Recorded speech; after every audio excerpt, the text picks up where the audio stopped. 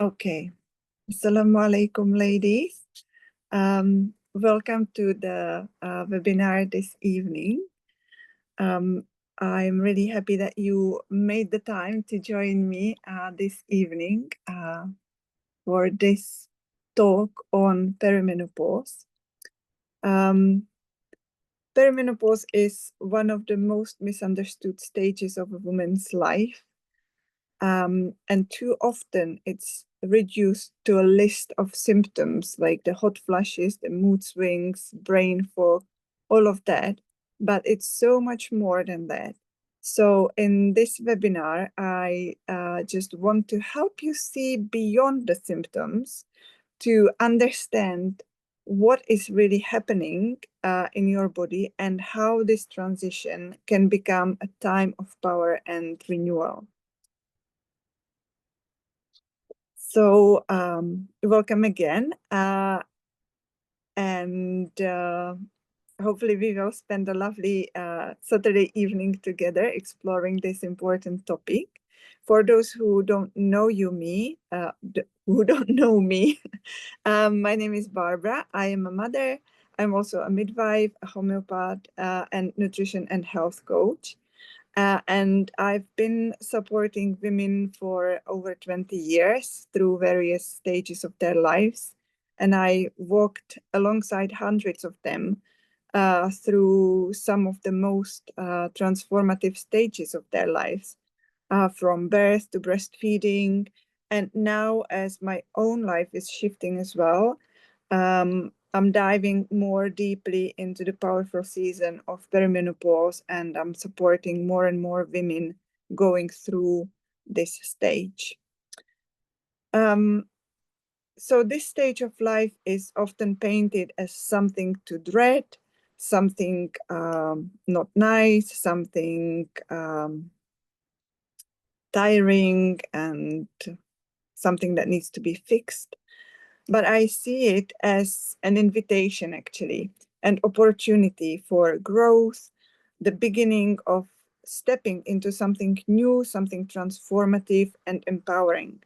So today, I want to show you a different perspective of what perimenopause and menopause means and share how you can move through this transition with more grace, more balance, and hopefully even joy.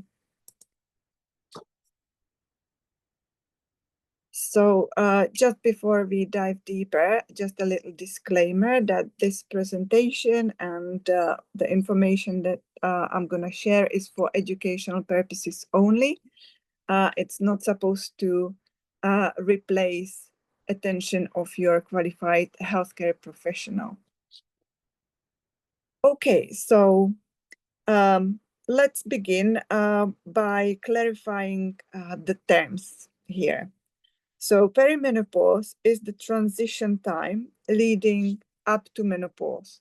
On average, it lasts around 4 to 8 years. For some women, it can be shorter. For some women, it will be longer. Menopause itself is just one single marker, one single point in time, and it's the day when you've gone 12 months without a period.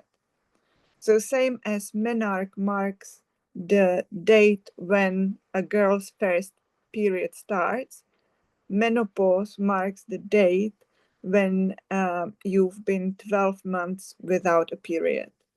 And after that, the rest of the years after that day, we call postmenopause.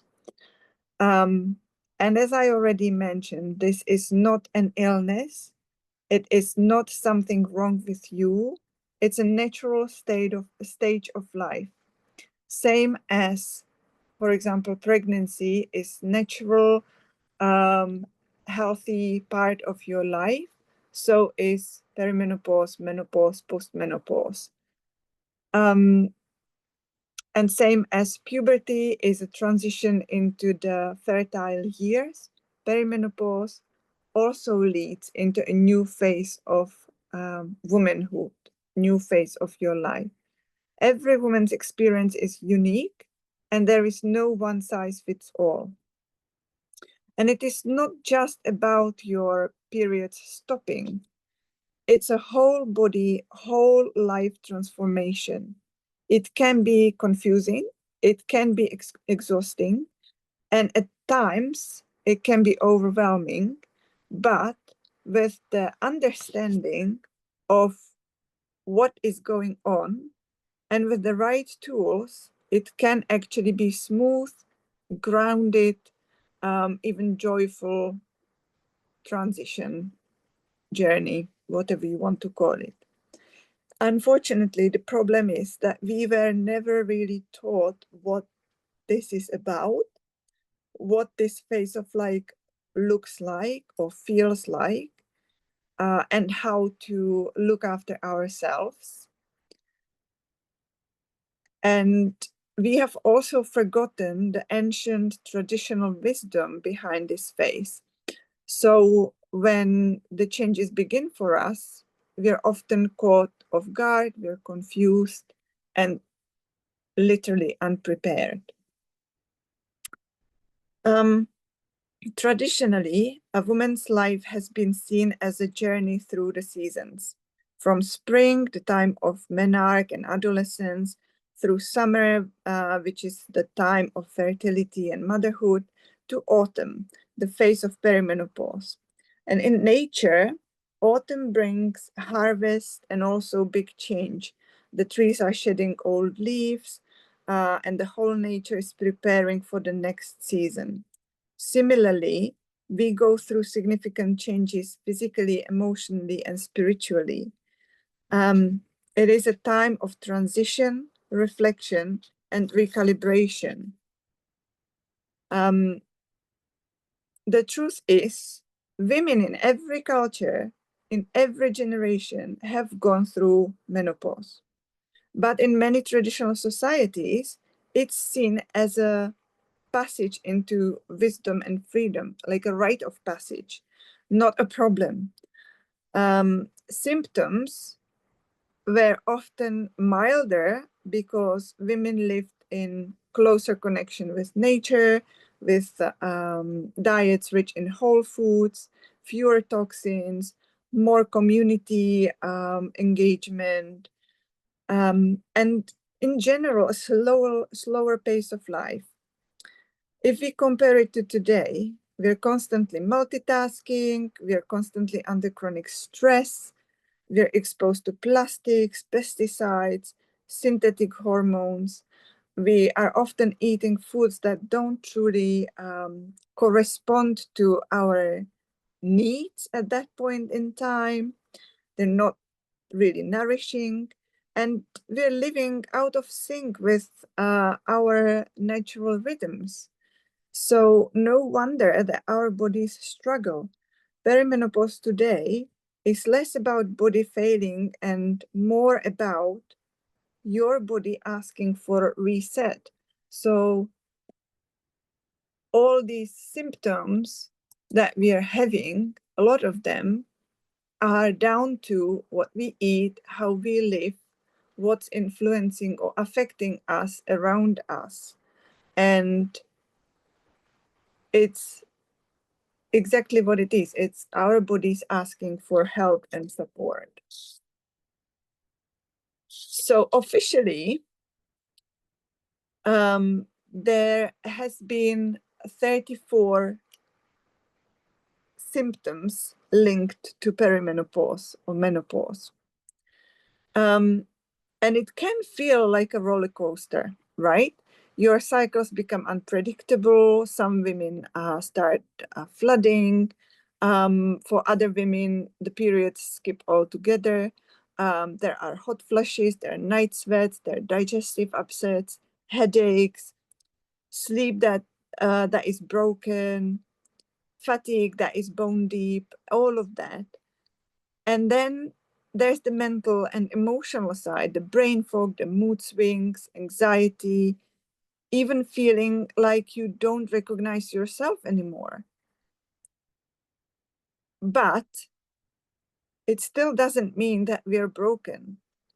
And we're not alone. There are many women going through all of that. These symptoms are just our body's language asking for balance. So these symptoms are not just symptoms that need to be silenced and managed in isolation.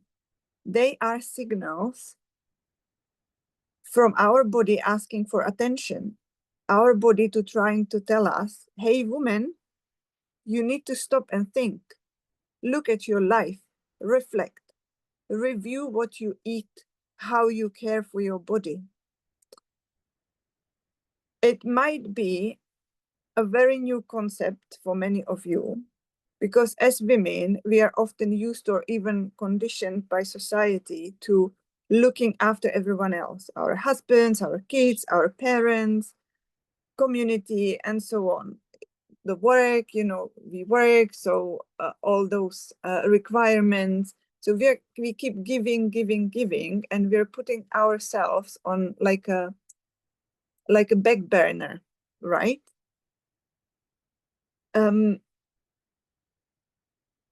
So, and that often means that we don't pay attention to all these signals and to what is happening in our bodies. But now, in this new transitional stage, the signals are becoming louder and louder.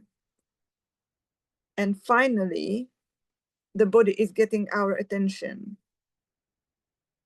So I just wanted to say it is not too late to start listening, as long as we do start listening, right?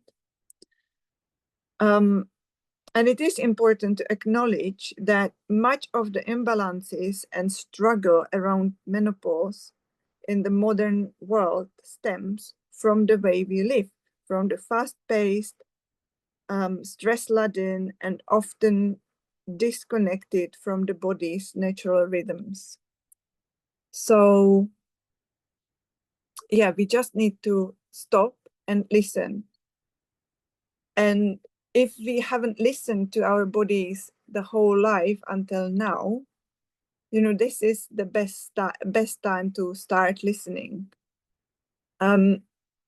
Many women may have had lots of little, aches and pains here and there, bit of sleepless nights, a bit of fatigue, sometimes some irregularity in periods here and there. Many of these symptoms we all probably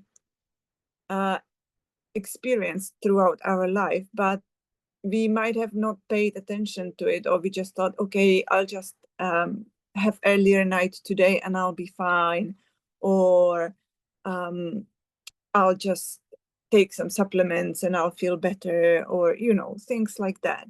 We didn't properly address what has been happening in our bodies, what has been going on. But now it's time to actually look deeper and really address those issues.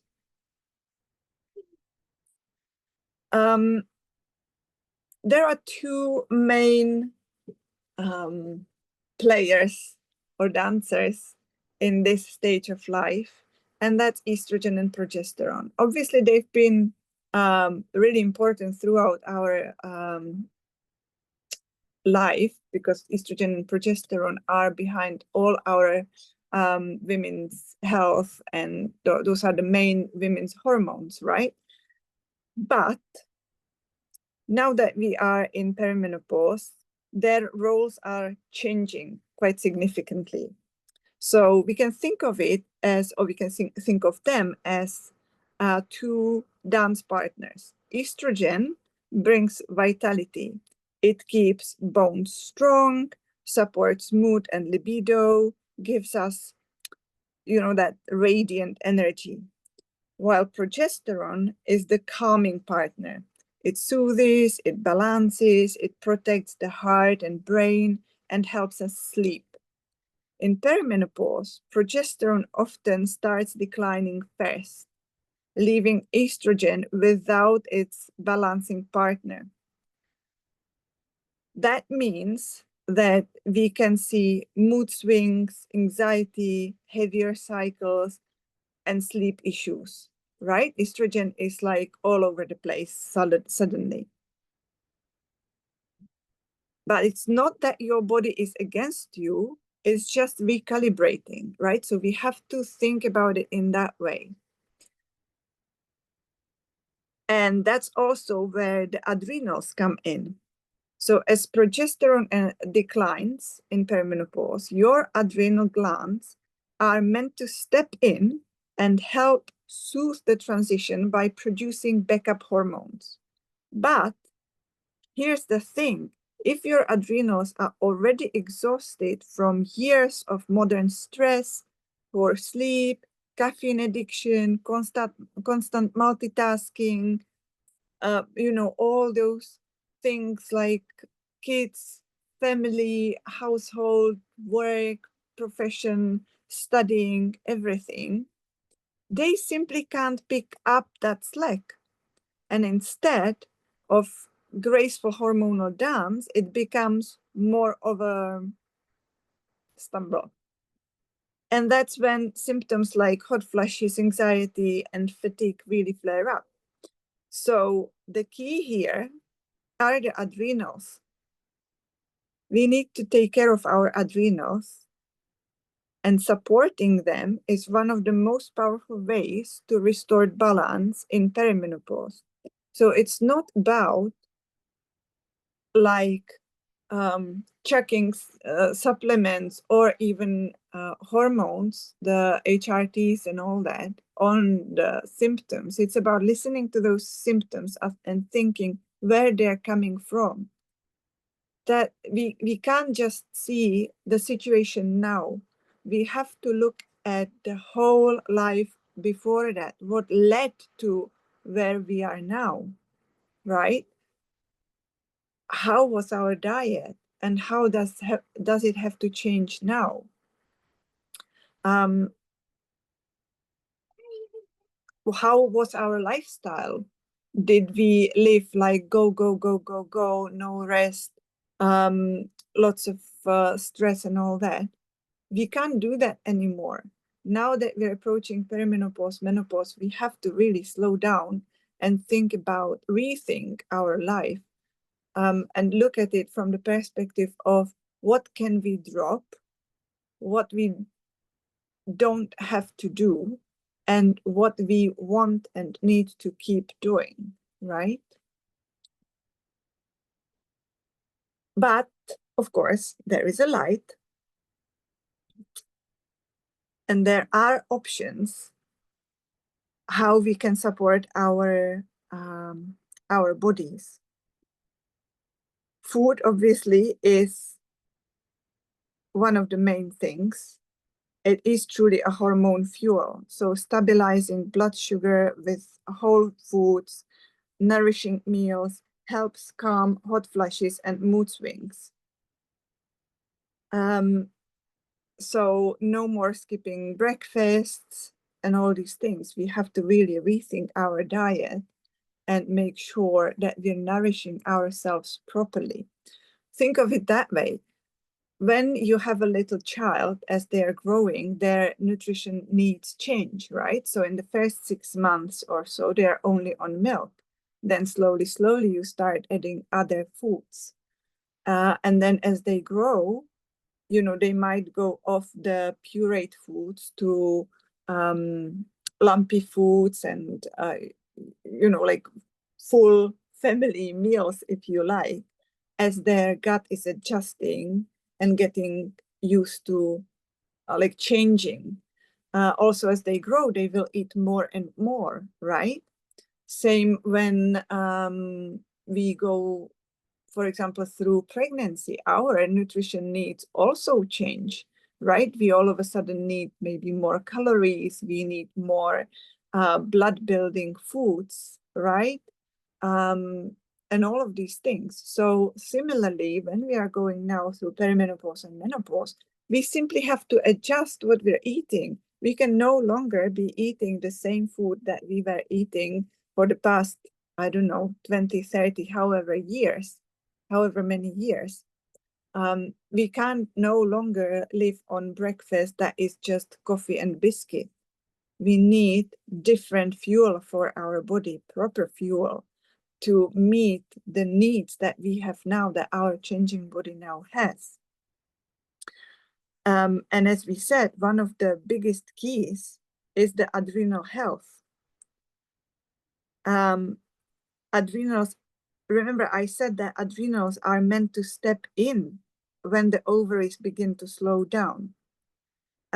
If they're burned out from years of stress, stimulants, poor sleep, or constant busyness, they simply cannot provide that hormonal backup. And in terms of stress, I don't mean just stress of work or with kids and all that kind of stress. Stress can also be caused by poor food choices that overburden your digestion, or skipping meals, especially breakfast. Too many chemicals in skin products, household products, or in general environment around you. That's why so many women in modern life feel utterly drained during perimenopause because of all that, because we don't change this. And just getting HRT from your GP will not necessarily help this. It might settle some of the symptoms because you're adding synthetic hormones, but your adrenals will still be stressed, and maybe more so. Your liver will be more stressed, your gut will be more stressed, because they have to break down these synthetic hormones and detoxify them from the body, right? And once you stop those hormones, you're going to be back to square one or even worse, right? So, but the good news is you can support your adrenals. Simple practices like dry brushing, deep breathing, slowing your mornings, protecting your sleep, saying no when you need to, right? It's about boundaries as well. These are powerful medicines. So add in some nourishing and probiotic foods, mineral supports like magnesium, nourishing adaptogens, and other herbs such as ashwagandha or holy basil, and gentle therapies like homeopathy, essential oils, or bodywork. And above all, daily self-care isn't indulgence here. It's not being selfish. Self-care is necessity now. It's the foundation that helps your hormones and your whole being find balance again. So these four things that I'm mentioning here are like, let's say, some of the main things, or they are quite easy things to implement anyway. So those could be your first four steps you can try implementing in your life, apart from the slowing down the boundaries and all that, to start doing something for yourself. Let me explain them a little bit. So skin brushing is exactly what it means, right? So it's also called dry brushing. You just need a brush. You can buy a specific brush for skin brushing with natural bristles. And you just brush your body dry, not in shower, before you have shower. Ideally in a direction towards towards your heart. And after that, it's good to have a shower and alternate hot and cold showers. So the brushing stimulates your blood circulation and it helps the lymphatic system clear waste and gently supports detox pathways. This is really important in perimenopause because our bodies are more sensitive to toxin buildup, which can worsen the hot flushes, the fatigue, the brain fog, and all that. And then adding the contrast showers, alternating hot and cold, boosts the circulation, refreshes the nervous system, and can even lift low mood. So it's a way of telling your body, I've got your back, let's keep things moving, basically. Now, the essential fatty acids. again, it's literally what it is. They are essential. That means we have to get them from food. We can't make them ourselves. So there are two groups of fatty acids, essential and non-essential. The essential ones, as I said, we have to get from foods. The non-essential ones we can make in our body from other components, from foods, from other essential from other fatty acids. We can make the non-essential ones, right? So the essential ones we have to get from food, and they are, apart from other things, they are building blocks for hormones. So without enough of these essential fatty acids, our bodies struggle to make the calming, balancing hormones it needs. They also reduce inflammation, improve brain function, and ease mood swings. And they nourish the adrenals, which helps them cope with the stress and support deep restorative sleep, and all these things. So think of things like oily fish, flaxseed, chia seed, walnuts, or potentially good quality supplements. In terms of supplements, there is a move in the last few years from fish oil to either krill oil or algae oil, because, with the pollution of seas and oceans, the fish attract the toxins in the water, and the toxins are stored in the fat of the fish. So then the fish oils may be actually contaminated with these heavy metals and toxins. So that's why lots of nutritionists suggest that krill oil or algae oil are better options if you want to take a supplement. But you should be able to get plenty of essential fatty acids, which are, by the way, the omega-3s, from foods like the seeds, and things like that. Right. Fermented foods, probiotic foods. I bet you all heard about probiotics by now. They're really important, for example, if we are on antibiotics or anything like that. Our gut health is directly linked to our hormones. The gut microbiome actually helps process and recycle estrogen and other things, obviously, which is crucial in perimenopause when levels are fluctuating wildly. Because if it's not happening, if the gut is not working well, then the estrogen that is supposed to be excreted may actually not be excreted and may go back into circulation, creating kind of estrogen dominance, which then leads to all sorts of the perimenopause and menopause symptoms. Also, if the gut is sluggish or inflamed, you can have other symptoms like bloating. It contributes to mood swings, even heavy bleeding, or bleeding during periods can be worse because of the higher estrogen. So fermented foods such as sauerkraut, kimchi, kefir, kombucha, or as simple as plain white yogurt, or a probiotic supplement if needed, can help restore that balance and support digestion, and even influence things like serotonin, which is the feel-good hormone. That means calmer mood and better sleep. And then magnesium. Magnesium is one of probably the absolute perimenopause essentials. It calms the nervous system, it supports the adrenal recovery, and helps regulate blood sugar. That means fewer crashes, steadier energy, and less irritability.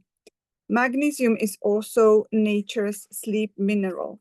It helps relax muscles, and it encourages the deeper rest. If you struggle with night sweats or restless legs, for example, magnesium can be a game changer. So again, look up magnesium-rich foods, which will be lots of seeds and nuts. Almonds are amazing, for example. If you want to think about supplementing, it's good to remember that we tend to absorb magnesium better through our skin rather than from tablets that we swallow, right? So think of things like Epsom salt bath, or just a foot soak, amazing. Or those magnesium oil sprays, and massage them into your legs, into your back, your arms, whole body. It can be quite nice if you have like whole body aches, for example, if you don't overdo it in gym or something like that. Other natural allies that can help us, like other vitamins, minerals, that are vital for supporting our perimenopause journey, like calcium, iron, especially if you are bleeding a lot. Iron is important. Selenium to support your thyroid, for example. Just a few Brazil nuts a day will give you the amount of selenium you need for healthy thyroid function. Vitamin D, crucial thing. The daylight sunshine circadian rhythm goes hand in hand with vitamin D. You probably know that the only natural source of vitamin D is sunshine. We are able to produce vitamin D in our bodies through the UVB from the sun, right? So if we don't have enough sun exposure, we might be lacking vitamin D. And just think about it. First of all, how much sun do we actually get, especially in countries like UK? Even if we have plenty of sunshine, how much time do we spend outside? How much time do we spend outside actually exposed to the sun without sunscreens, without sunglasses and all these things? How much of our skin is exposed? All this plays into how much vitamin D are we able to generate for ourselves, right? So obviously, the more skin we expose, the longer the time we spend in the sun. It also depends on our skin type, right? Lighter skin tones need less time in the sun to produce the enough vitamin D for themselves than darker skin tones. Latitude also affects how much vitamin D we can get, whether we are somewhere around the equator or whether we are somewhere high in the mountains. Obviously, high in the mountains, we might need more time. And all these things, and also our overall health. Plus, on the flip side, the sunshine and the daylight is not just for the vitamin D, it's for the overall health, for immunity, for digestion, for mood, for sleep, right? You might have already heard me or other sisters talking about the importance of daylight in the morning, where when we expose ourselves to natural daylight, it doesn't even need to be a sunshine, as long as it's daylight in the morning, it basically tells our brain it's time to start the clock, it's day, let's enjoy the day. And in about 10, 12 hours, it will be time for night, and we will start producing melatonin, which is the sleep hormone, right? If we don't tell this to the brain, if we are constantly indoors, even though it's day, the glass in the window blocks the natural light. So it doesn't give our brain the same signal as when we actually stick our head out or actually go out, right? This doesn't happen, and that may then influence whether and how much melatonin we produce, and how we sleep then. And obviously, lots of us work on computers, on screens. There is another big issue that disrupts the circadian rhythm, the levels of melatonin, serotonin, stress hormones, and all of that. So looking into these things and how we can mitigate that so that our natural rhythms work as they should. Those could be the simplest ways how we can help ourselves sleep better, for example. Then we have lots of herbs and adaptogens that can help us. Ashwagandha, for example, is an adaptogen, very, very well-known one, not just for perimenopause, but for our purposes. It helps strengthen the adrenals, it eases anxiety, and it improves sleep. Sage is another very well-known one and tried and tested for centuries. It's been used traditionally for hot flushes, night sweats, helping the body regulate temperature naturally, and all of that. So having a nice, say, cup of sage tea in the evening, for example, can help. Another lovely herb is chamomile. So chamomile tea in the evening can help us calm, help us sleep. It's good for digestion. So if you have issues with bloating and things like that over the night, having a nice chamomile tea in the evening can help you with that. Aromatherapy, essential oils, another beautiful modality that brings emotional and physical support. For example, geranium essential oil balances mood and hormones and is especially supportive when we feel irritable or low. Another great one is lavender. It's like a universal oil. It's like for everything. I personally carry lavender essential oil in my first aid kit everywhere I go. It's calming, it's soothing the nervous system, and it can help support restful sleep.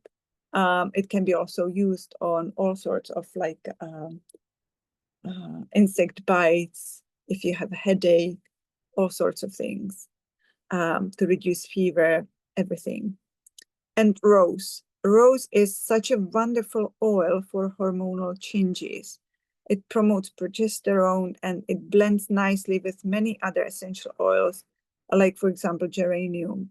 It's one of the most expensive essential oils, but you don't need much. You just need one drop here and there. And it's just, yeah, it's just amazing oil. Flower essences, those are other, sorry? Let's keep muted, please, so far.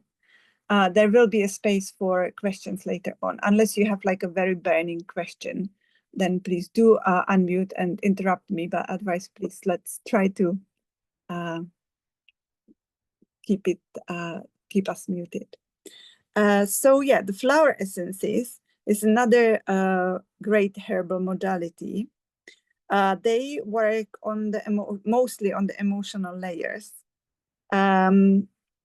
The two main or most known flower essences are Bach flower remedies that are more like originating in Europe, and then Australian flower essences that are becoming more and more popular around the world in the recent years. So from the Bach flower remedies, many of you might have heard about the rescue remedy, which is a blend of 5 of the flower essences. And that's like a universal blend for all the stresses and anxieties and changes and transitions and things like that. It's a good thing to have, for example, now that school will be starting, so it's quite nice for kids who are maybe a bit anxious, starting new school, new class, new teacher, new classmates, or just the separation anxiety for some children. And it can be good for parents as well, to help with the stresses of the morning routines and things like that. So that's just on the side. The bug flower essences, the rescue remedy comes in pastilles as well for children, so it doesn't have to be the drops. So other than that, for example, walnut essence helps during transitions, is the essence of change, protecting us from outside influences as we adjust. Olive essence supports deep rest and renewal when we feel really exhausted. And in terms of the Australian bush flower essences, my absolute favorite is the woman essence, which helps balance hormones. It helps with brain fog. It helps with sequential thinking. And it's also great around periods as well as in perimenopause. So the woman essence is not just for women in perimenopause, but for any woman or young girl with any hormonal things. Another one is transition essence, which is basically what it is. It's for coming to terms with change. And they also have autumn leaves essence, which is for that sort of letting go and moving on. Now, just a word of caution in terms of the flower essences. They do contain alcohol.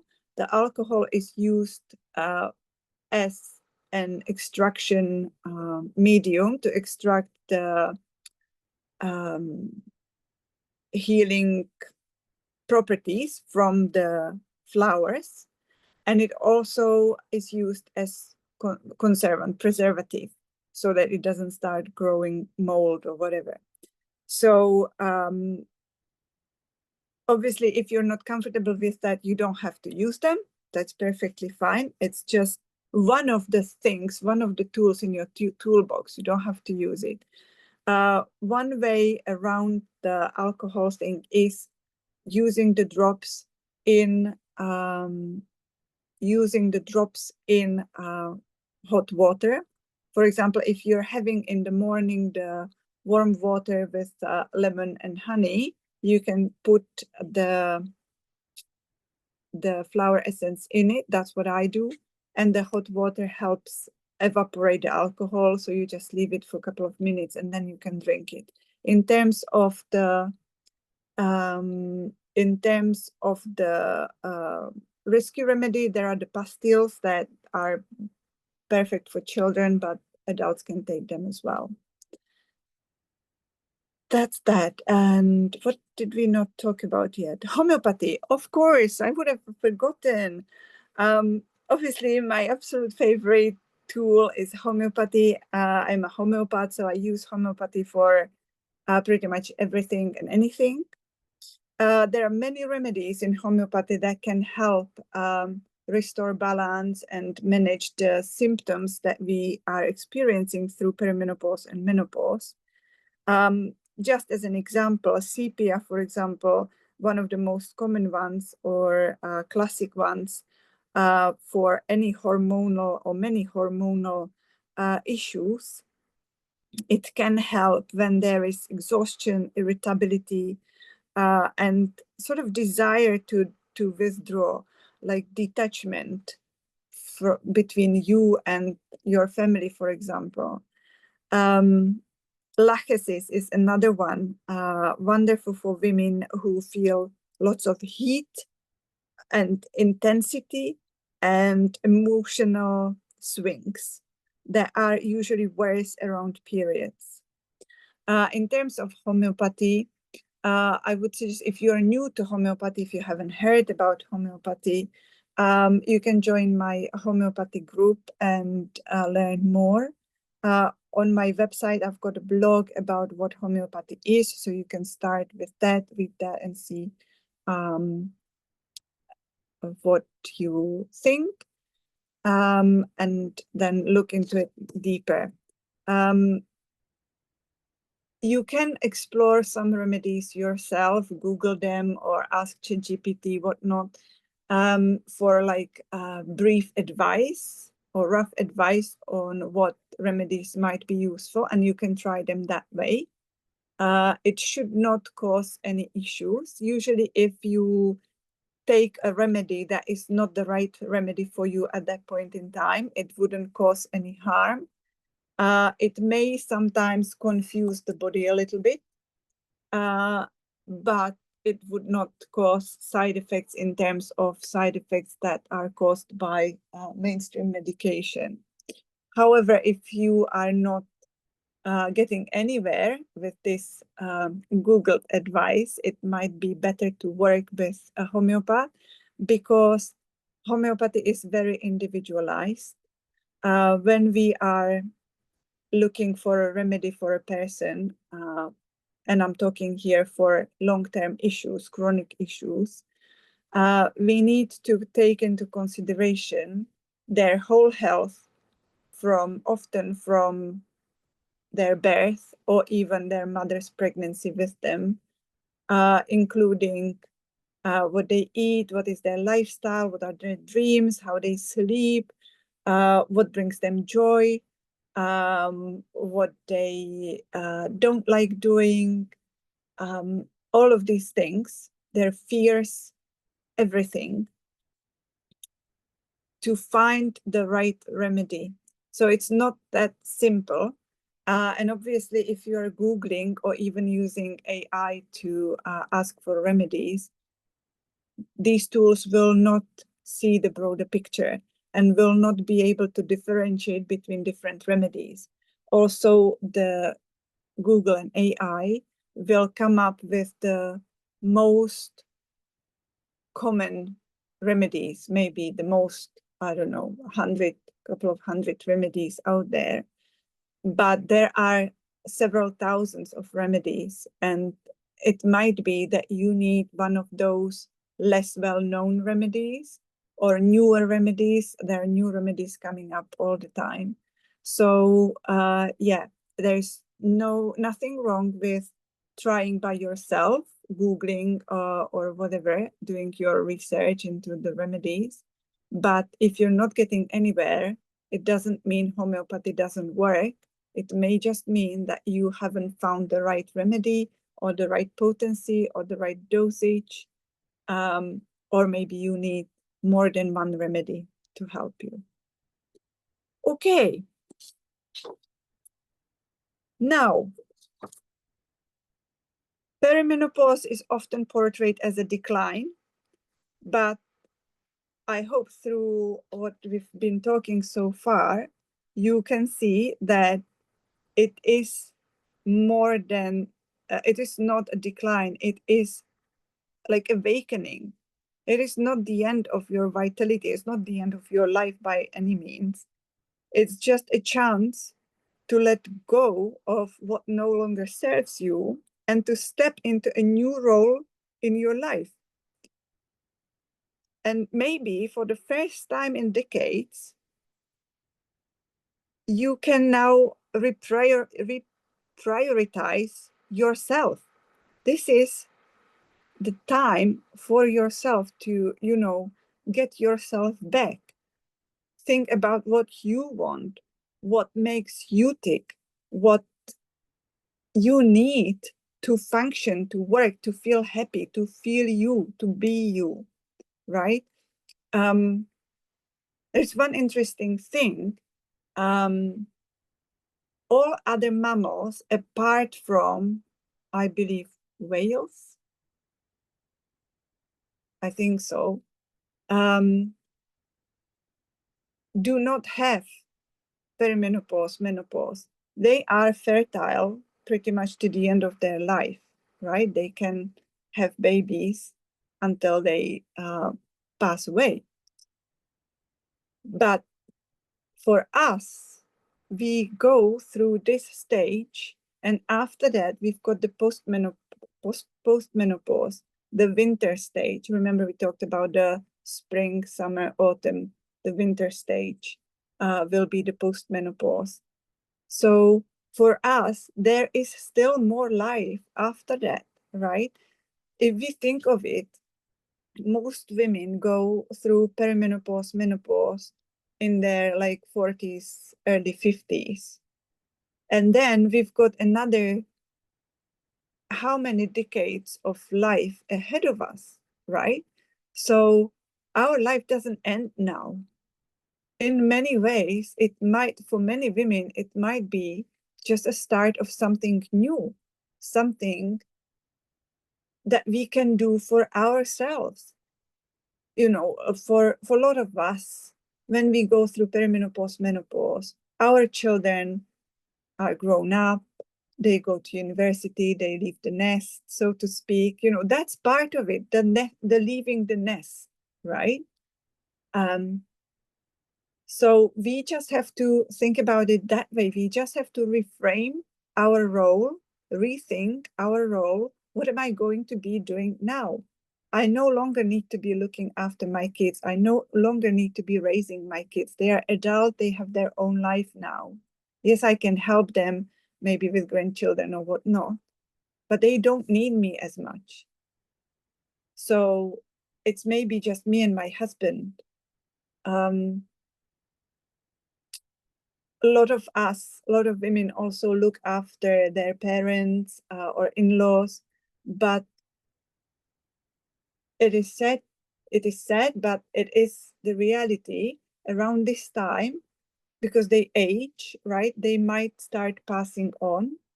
So they might, you know, we might not need to look after them anymore either. So that's another role that is no longer there.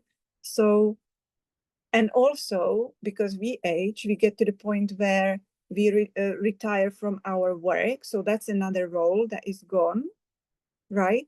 So that's all these things we have to think about, because all these things have been defining us, our life until now, looking after our kids, raising them, looking after our elderly parents and supporting them, caring for them, um, working our jobs, you know, career and all of that. But now, what now that this no longer plays role in my life? Like, what am I gonna do next, right? And that's what is another big thing for lots of women, that, you know, they lose all these roles, all these, let's say, labels. So we just need to reframe this for ourselves and find new things, new purpose in life. And that's also what perimenopause is about: reframing and finding new ways, building new life for ourselves.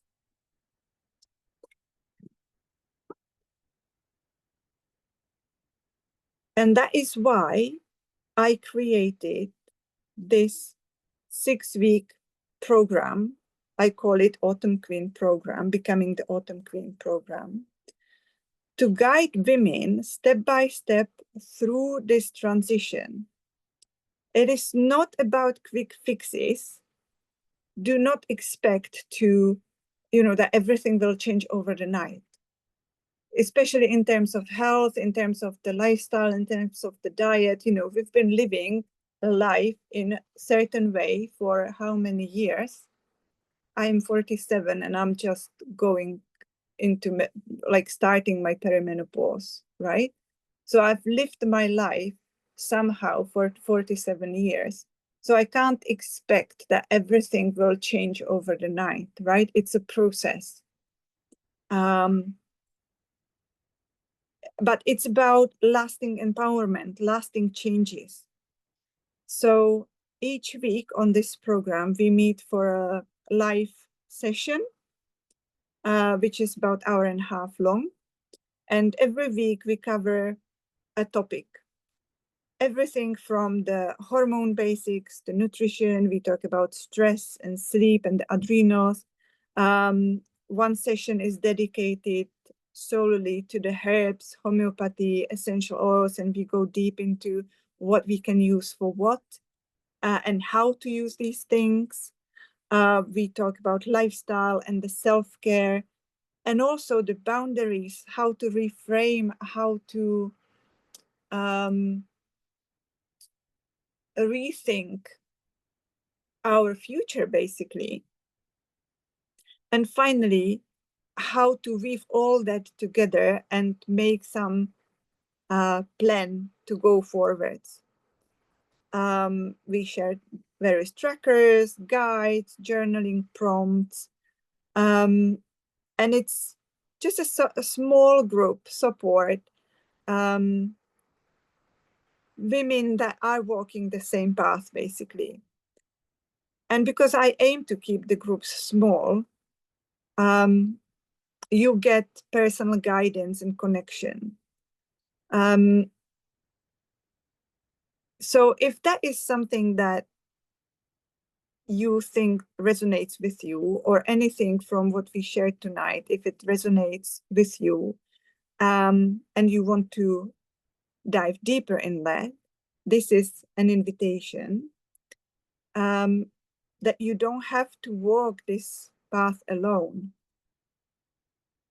This program can give you the structure, the support that you need to complete this transformation in the best and easiest possible way. So if you want to know more about the program, go onto my website, barbarahanashova.com/autumn-queen to learn more. If you want to have a chat, let me know. You can message me. You can private message me on WhatsApp, and we can, or if you're not sure whether this is the right thing for you, we can schedule in a call to chat about it in more details. And yeah, it's important that we start somewhere, right? Even small step is a step forwards. And as long as we do small steps consistently, we will get to where we're going, right? So it's about being proactive and taking charge of our health and our own path. Okay, so thank you so much for being here, for joining me.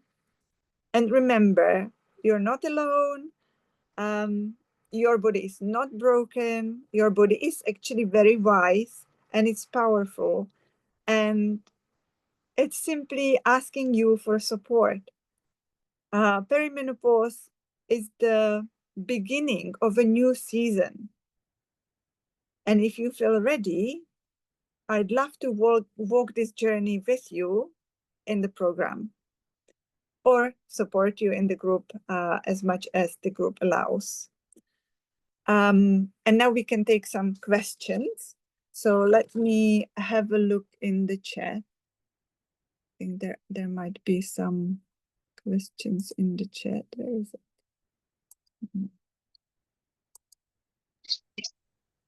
Hi, I would like to ask a question in regard to like for myself. I've got like excessive sweating, and it's like sometimes it's worse in the daytime, some in the nighttime, and literally my clothes are like drenched in sweat.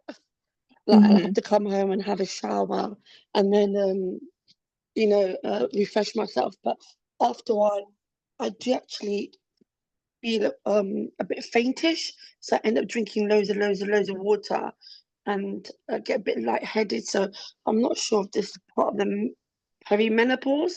I have spoken to a doctor about it, and he said to me it is part of the perimenopause because I never actually had these issues before. So Yes. yeah, so I just wanted to ask you about what I can do with excessive sweating, because sometimes, you know, when you're going out, I've gone out today and literally I'm on a dress and my whole side of my dress is just drenched in sweat. Yeah. And Very likely it is part of the perimenopause. Yeah.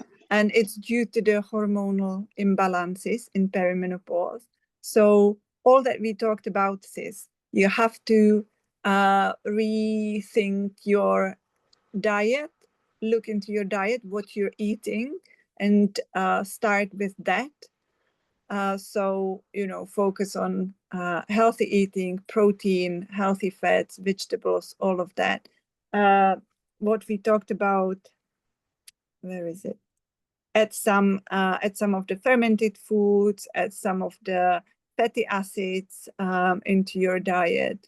Maybe consider some magnesium bath, food soak, things like that. And it's about the whole lifestyle. So think about, how is your lifestyle? Do you go out enough? Do you get enough sleep? If you don't, why not? Do you have too much screen time? Do you go to bed too late? Do you have too much coffee in your life? All these things. So you have to just you have to look at your whole life and think about what can be changed and in what way. One good thing to do for any issue, basically, is to start some sort of food lifestyle symptom diary, basically writing down what you eat, what you do in your day, and what are your symptoms. And if you do this for a few days or a couple of weeks, you might be able to track some themes. Like, for example, on days where I skip breakfast, I feel really tired. Or on days when I stay up too late, then the next day I am really sluggish, or I sweat more, or whatever, right? So that might be a good start. And do consider joining the program, because that will give you all the tools that you need to start working on all of this. Yeah. Yeah, I will be obviously I'll be going back to work, so I will be needing to know about the timings of the program. So I will go. The programs will be, I didn't say that. The next program starts on let me see which day it is. The next program starts on 20th September. It's Saturday, and it will be at 6 in the evening, 6 UK time. So it will be Saturday evenings. Yeah, I probably will be joining, because it's just one more question I wanted to ask, so I don't want to ask any more questions. Just can you just bear with me for a sec? I have obviously I've spoken to you before, Barbara, and it's to do with my lack of sleep. So I think you're right in terms of like maybe the sweating is causing my lack of sleep, because I have a lot of sleep disruption. I have severe anxiety when I go to sleep. The doctor has asked me to go on HRT and all these other like antidepressants and stuff, but I'm against prescription medication and any type of medication. So my sister-in-law did give me passiflora coffee cruda. It's like a homeopathic pills. She gave it to me last month, and that's probably the best thing I ever did, because I have gained more sleep with it. It's relaxed my mind. So in terms of that, so I'll continue taking that. But in terms of my anxiety, I sweat more when I've got severe anxiety going on. So I think it's a bit of the anxiety with the menopause and the pre-menopause, because when I have anxiety going on, I literally sweat like this, like a lot, in terms of I had to change my clothes. So and that is also linked to the adrenals. You know, if your adrenals are stressed, then the hormones are all over the place, and that can in itself increase the anxiety, right? And that then leads to the sweating and all of that. And yes, the coffee is a really good remedy for sleeplessness, especially when people can't sleep because their mind can't switch off. Yeah, that's exactly what happens to me. Works. Yeah. My mind well doesn't done. switch That's off. really Yeah. good. That's really good. Well, it's my Mashallah, sister. it worked for you. That's really nice. It's my sister Sunila. She gave it to me the Okay. coffee cruda and the passiflora. Yeah. And I said to me, I'm not sure if it's going to work because the other ones I've used and the ashwagandha, I've used that. Unfortunately, it hasn't helped me. Yeah. It didn't work for me, and Yeah. I've got the magnesium spray, so I do use it on my legs, or Mm-hmm. sometimes I put it in my body or whatever. Yeah. But the coffee crude and the passiflora, that's actually stopped my mind racing because I've got OCD.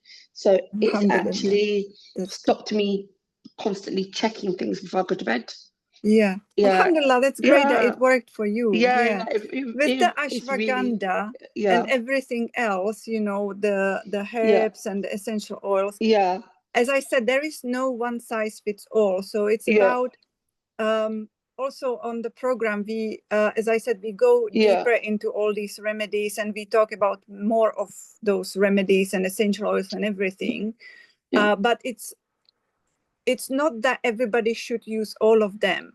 We talk about all of this as tools in our toolbox, and then every woman needs to try for herself what works for her and how it works for her, right? And find what is the best. Okay. So, thank you very much. Yeah. You're most welcome, mashallah. Nice to speak to you again. Nice to speak to you again, yeah. Right, let me have a look through the chat. Muhammad, fellow crocheter, salam alaikum. That's nice. Dry brushing, I think I explained it. Many magnesium tabs are filled with bulking agents. Absolutely correct. And not just magnesium tabs, lots of supplements. So whatever supplements you're getting, ladies, you have to read the labels and you have to try to find those that don't have any of these bulking agents, anti-caking agents, and whatnot agents. You want just what you want, the vitamins, the minerals, and maybe the capsule or whatever, and be as clean and as simple as possible. Because the more additives you have, the more load that can be for your body. Because it's not only that you're taking the vitamins and they're supposed to help you. First of all, your body has to be able to process the vitamins. So your gut has to be able to utilize it. So if your gut is not healthy, taking supplements will not help you. You have to fix the gut first. Because if the gut can't absorb it, you can take whatever supplements you want, it will not touch you. And then also, your liver has to process all of that. And if you take lots of supplements with lots of additives, you are overloading your liver. And then that will backfire, right? So you are trying to help yourself with vitamins, taking all these supplements, but effectively, you are making it worse because your liver has much higher load and is getting more sluggish, more problems, right? So we have to be really careful about this. That is also why I do not, I'm not a fan of supplements unless they are completely necessary. We should be aiming to get what we need from food in the first place, the right nutrition, right? If we can't make it with the food in times of increased needs, like when we are ill or when I don't know, we are going through some very stressful situation or whatever, then yes, we can take good supplements for a temporary period of time as a bridge to help us as additional support. But otherwise, we should not be relying on supplements. Would appreciate a recommendation of a good magnesium tablet. So I talked about the magnesium, that it's best to get it from food or the transdermal, like the Epsom salts or the magnesium oil. What can help me for example? Oh, we talked about that. Which essential oils did you mention? I mentioned geranium. rose, and lavender. Do you take the women's oil already? Okay, so the women's essence is one of the Australian flower essences. It's not an oil. It's like a drops. It's a liquid solution. And yes, you take it orally. And as I said, I drop it into my morning warm water with lemon and honey. And I put it there when not every day. I use it usually when I'm on my period or when I feel really drained or something like that. There's a non-alcoholic option in iHerb for back flour. Okay, that's great to know. Thank you for that. What can use for intense joint pain? Again, so that's a whole body question, right? Why do you have the intense joint pain? Probably there is some inflammation going on in your body. So that needs to be addressed. And why is there inflammation? Chances are diet needs to be looked at, lifestyle, the sleep, the adrenals, the daylight, something, all of that. And then after that, we can look at herbs that can help. Homeopathy, there are lots of homeopathic remedies that can help with joint pain, depending on what is going on. What joints, whether it's like arthritis or whether it's like overdoing some exercise, or I don't know, you were on a hike and now you have joint pain, whatever. In terms of homeopathic remedies, two most common ones that come to mind would be either rustox, which is very good for general aches and pains in joints and muscles and all that. Rustox is good when the pain gets better with movement. So it might be worse in the morning when you get up, but once you start moving, once you start walking around, it eases off. Another one, like opposite of it, is bryonia, where the pains are worse for the slightest movement, right? So if you have a pain that gets worse when you try to move and you just want to lie or sit or be somewhere still, then bryonia might help. But again, those are just two, just, very general, based on this one sentence. You can try them, you can Google them and read up on them. If you are in the homeopathy group, I think the remedy of the week this week was bryonia. So you can watch the video. If not, you can just go on my find me on YouTube, and on my YouTube channel there are these remedies of the week videos, and see if it corresponds with what you're experiencing. If not, then it might be better to work with a homeopath or a naturopath or someone to help you with the pains. What time does this meeting finish, please?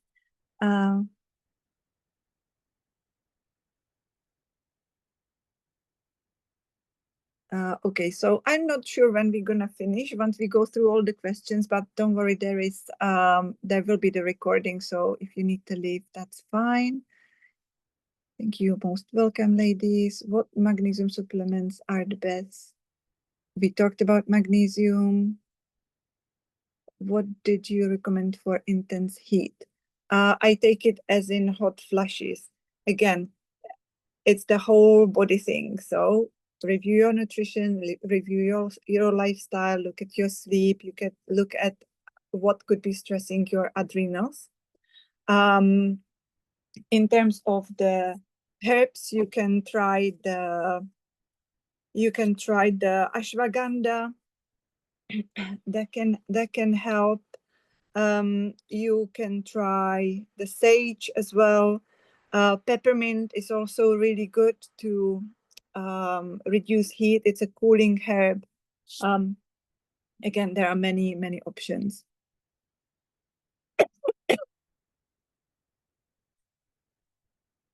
What works? What was the name, please? I don't know what this refers to.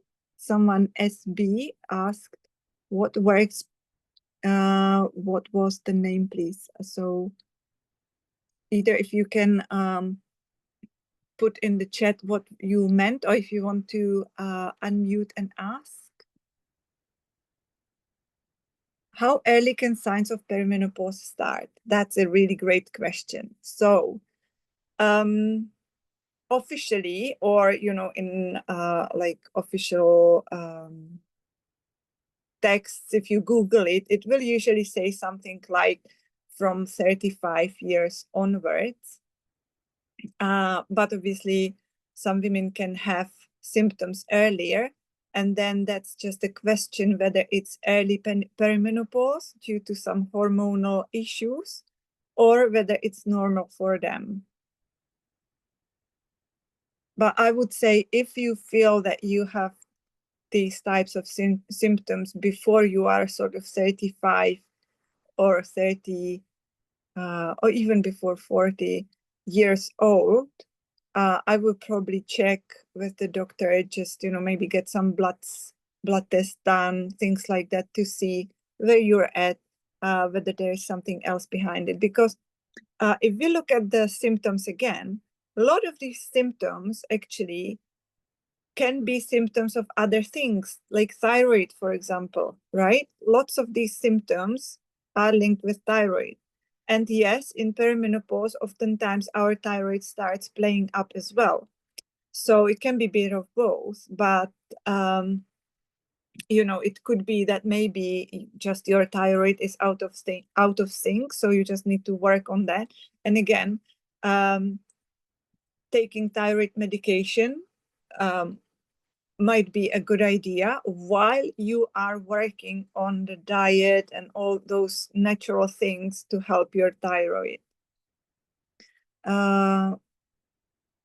My anxiety has been off the roof. Yes, anxiety is a big thing in perimenopause. And again, it has to do with the hormonal balance, the adrenals, and all those things.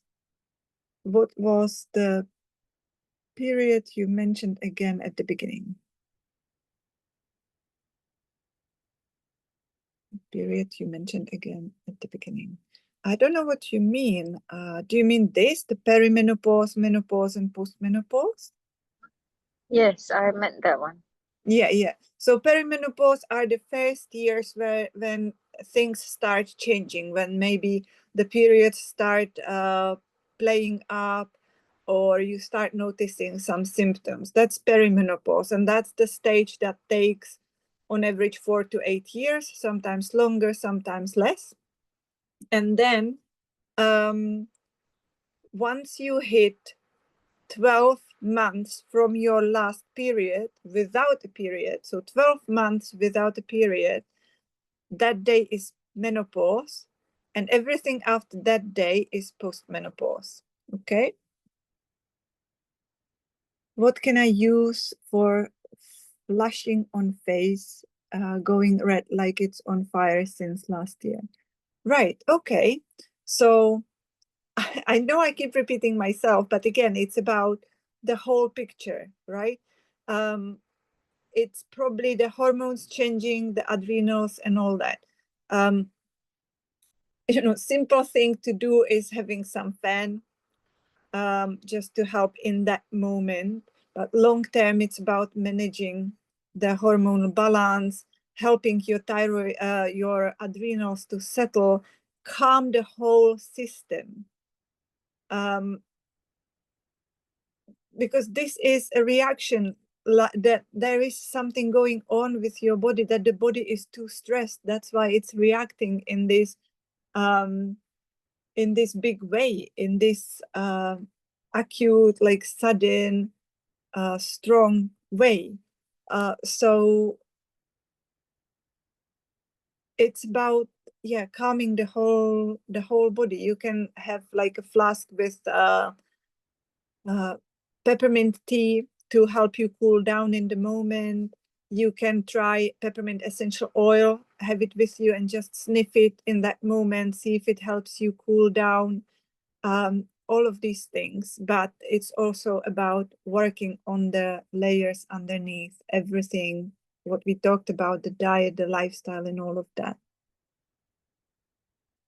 What can I use? Oh yeah, the flushing on the face. Is taking NMN useful? I'm not sure what that is.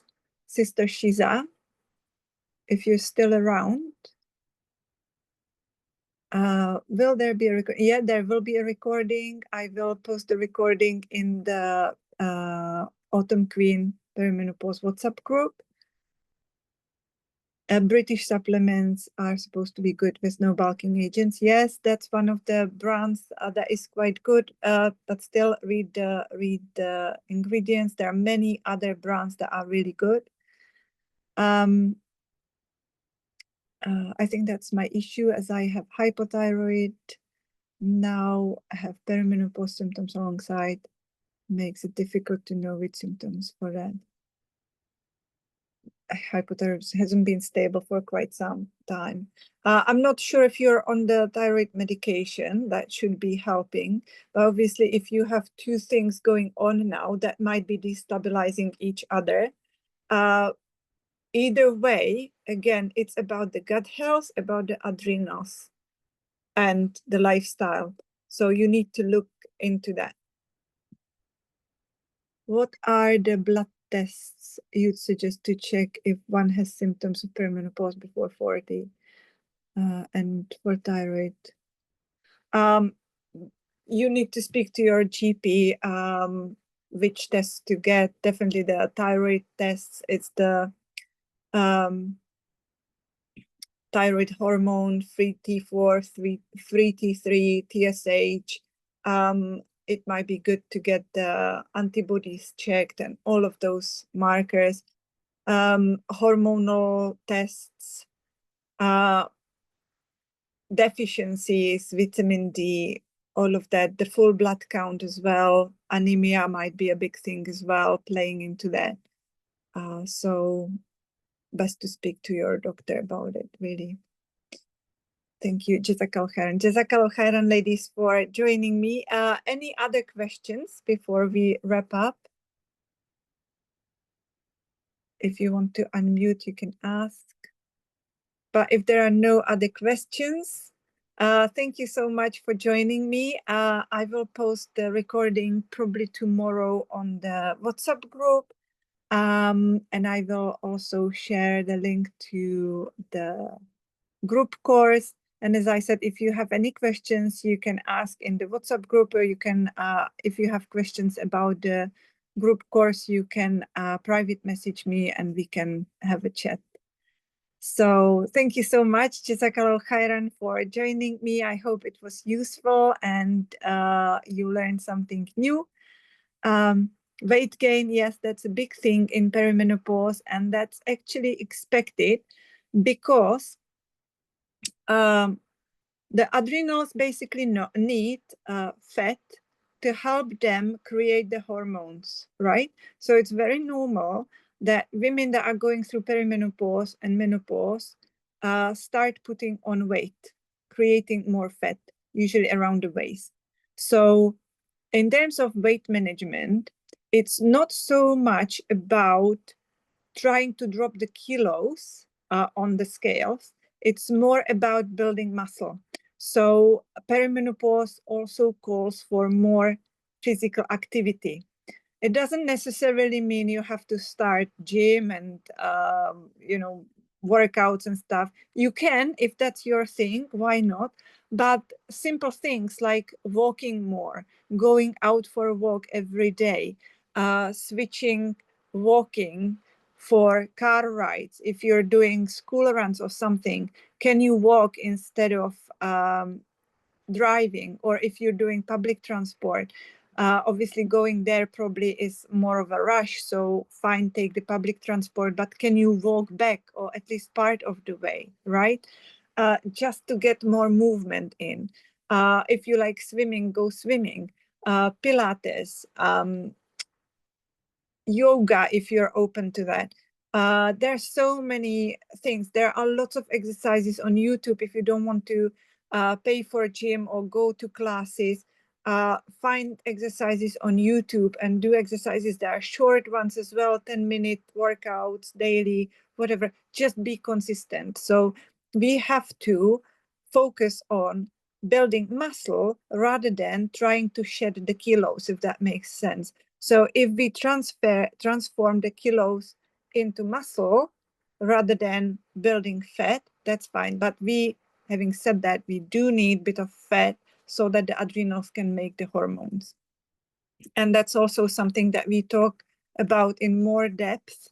We explain it in more detail in the course, how all this actually works, what to expect, and how to manage all this. Okay. All right. I think we've done 1.5 hours now, mashallah. So let's call it a night, an evening. All the best. Inshallah, I'll see some of you in the course. And yeah, stay in touch in the group, inshallah. Assalamu alaikum.